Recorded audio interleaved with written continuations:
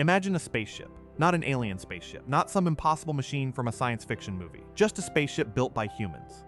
Now imagine that every second it keeps accelerating. Faster, faster, faster. Eventually it reaches the speed of light. What happens next? Most people think the answer is obvious. The ship keeps going. Maybe it reaches another star, maybe another galaxy. Maybe it becomes the fastest object in the universe. But according to modern physics, something completely absurd happens. The ship's mass becomes infinite. Pause for a moment and think about that word, infinite. Not the mass of Earth, not the mass of the Sun, not the mass of every planet in the solar system combined. Infinite. What does that even mean? Would the ship become heavier than a galaxy? Heavier than every star in the universe? Could anything in reality actually possess infinite mass? The strange truth is that even physicists struggle to answer those questions in a way that feels intuitive. What they know is that the equations begin to explode. As an object approaches the speed of light, the amount of energy required to accelerate it grows larger and larger. The closer you get, the worse the problem becomes. Eventually, the mathematics points towards something impossible: infinite energy for infinite mass. And that is why, as far as we know, nothing with mass has ever reached the speed of light. The truly unsettling part is how ordinary the journey seems at first. Imagine you're inside that spaceship. The engines ignite. The stars begin to blur. Your speed climbs higher than anything humanity has ever achieved. 10% of light speed, 20%, 50%. 90%, nothing feels particularly magical. You're simply moving faster and faster through space. Then things start getting strange. You push the engines harder, your speed increases again. But each increase becomes more expensive than the last. More fuel, more energy, more effort. It's as if the universe is quietly resisting you. 99% of the speed of light. Still possible. 99.9%. Harder.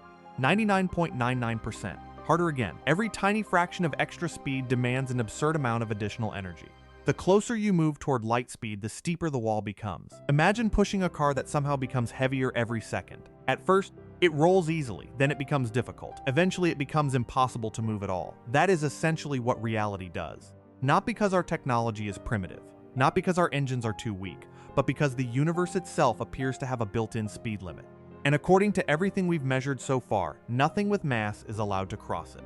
This creates a problem that should make every fan of science fiction uncomfortable. If we can never reach the speed of light, how are we supposed to reach the stars? The nearest star beyond our sun is Proxima Centauri. It sounds close. In astronomical terms, it is practically our next door neighbor, and yet it sits more than 4 light years away.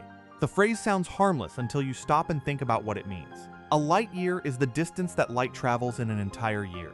Light moves at nearly 300,000 kilometers every second. It circles Earth more than 7 times in a single second. It travels from the moon to Earth in just over 1 second, and even light itself needs more than 4 years to reach Proxima Centauri.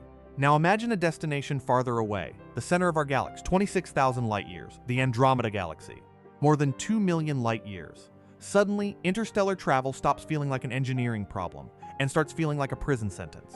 Maybe humanity will build larger rockets. Maybe we will discover new energy sources. Maybe our descendants will possess technologies we can't even imagine. But if the speed of light truly cannot be reached, then the stars remain separated from us by distances so vast that they almost cease to feel real. At this point, it seems like the story is over. The universe has spoken. The stars are simply too far away. Except physics wasn't finished surprising us.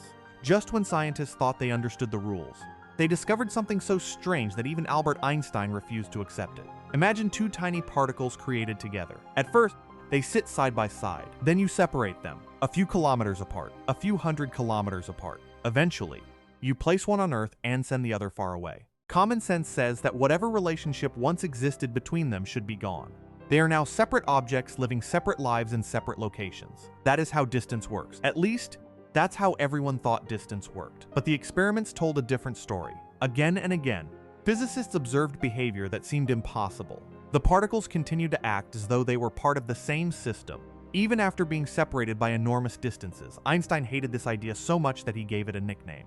He called it spooky action at a distance. Not because he believed it, because he thought something had to be wrong. Yet as the decades passed, the experiments only became more convincing. Scientists tested these strange quantum connections in laboratories, then across larger and larger distances. Eventually, experiments extended all the way between Earth and satellites orbiting high above the planet.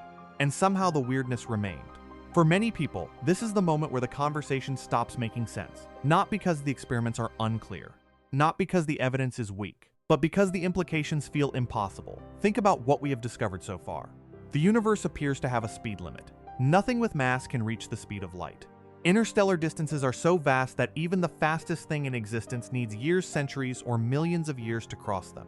Distance seems to rule everything, and yet buried deep inside quantum physics, we find systems that appear to ignore distance in ways that feel completely unnatural.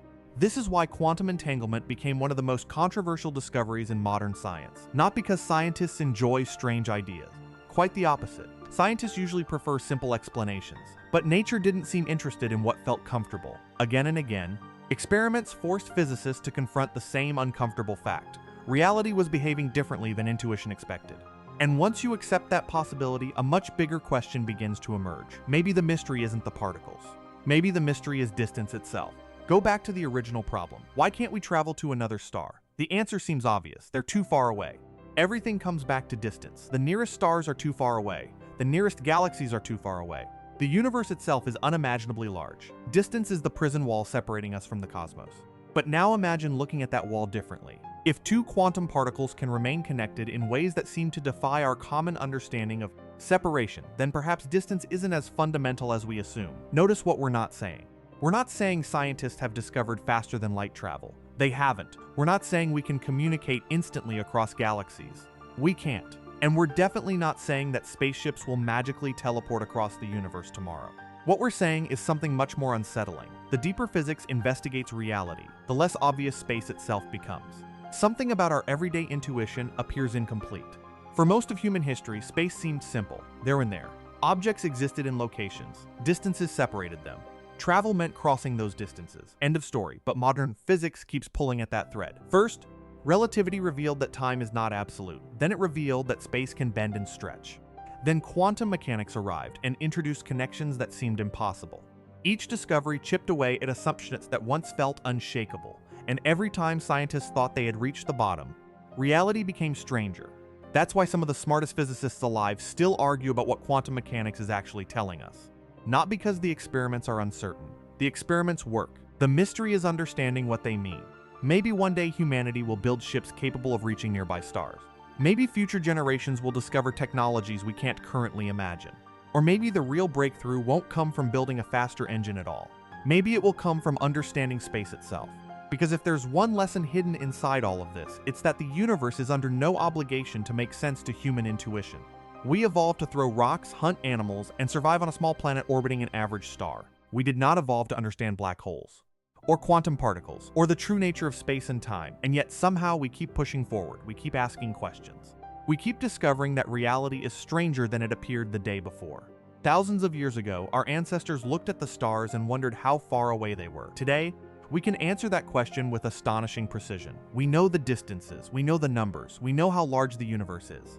But another question has quietly replaced the old one, a question that may be even more important. Not how far away the stars are, not how fast we need to travel to reach them, but what distance actually is. Because the deeper we look into the universe, the harder that question becomes to answer. And perhaps that's the strangest discovery of all. We began with a spaceship trying to reach the speed of light, and ended by questioning whether the space between the stars is what we thought it was in the first place.